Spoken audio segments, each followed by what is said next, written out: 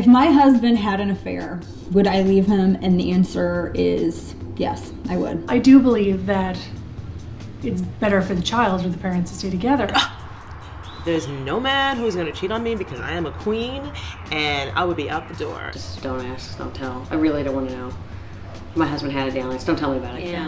I'm not saying that. You know, I'm getting all pissed at him and it didn't even happen yet. Hi, Daphne Brogdon from Cool Mom. So I'm pulling my topic in sort of a, I guess it's kind of a tabloid thing. Because gosh knows I love to read them. There was all that stuff recently about John and Kate +8 and whether he'd had an affair. And then also on Oprah recently, Elizabeth Edwards was talking about how she's dealt with her life following came out that John Edwards had had an affair. What would you do? I mean, I think Elizabeth Edwards has her options somewhat open because if they got divorced, she'd get a pile of money. But you know, and you got to think about the kids and all that stuff. I mean, isn't an affair the worst thing that can happen? I don't think it necessarily is.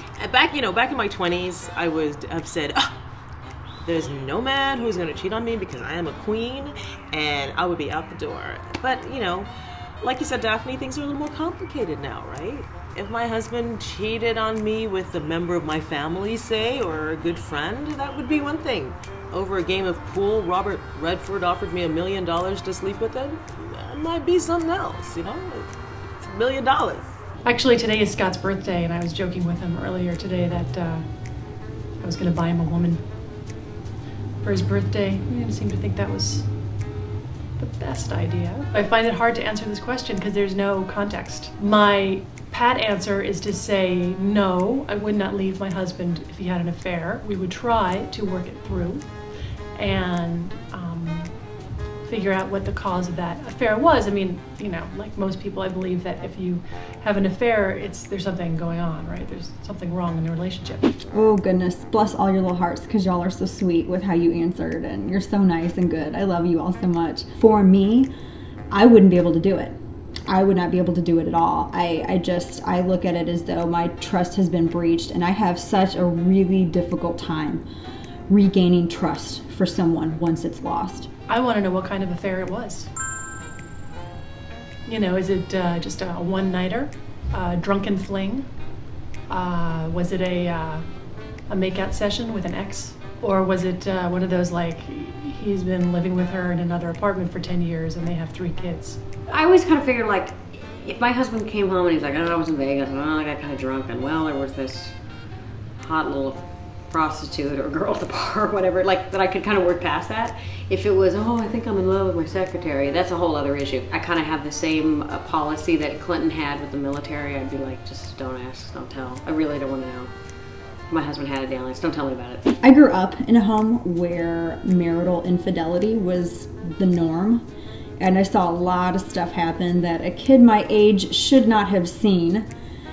One of those instances being when one of my father's girlfriends was drug up to our front porch by her hair, by her husband in fact, and brought to meet my mother. Yeah, I never had that. That's an experience I've never had. That's pretty horrifying. My parents are still married, married 43 years now. You know, I don't know if that helps me formulate my idea that, you know, I'm in this for the long haul. There's some divorce in my family. I mean, my parents are Catholic, my family's Catholic. I'm not really a practicing Catholic.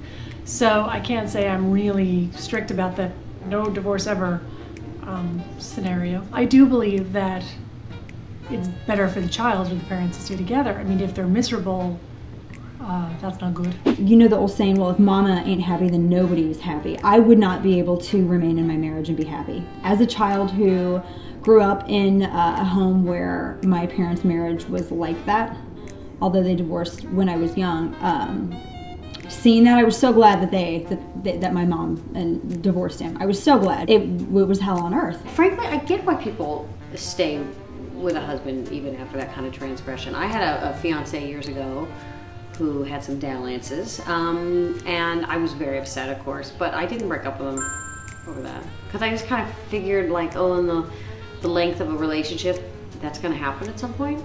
Of course there are people who cheat on spouses and that sort of thing, but you know, if I went into my marriage sort of thinking that my husband was going to cheat on me because all men cheat or whatever, I wouldn't have gotten married. I mean, why get married if that's sort of your outlook? Karen, you're right that you can't go into a relationship and immediately try to plan, okay, well, let me plan for all of the things that are gonna happen that are bad. It's not naive at all for me or anyone else to say, well, you know, our husbands just aren't those type of guys. It's just we're secure in our marriage, and that's not a bad thing. I took a Louisville slugger to both headlights, slashed to hold it all 4 times.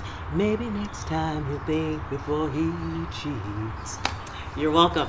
The conversation is happening now at Momversation.com.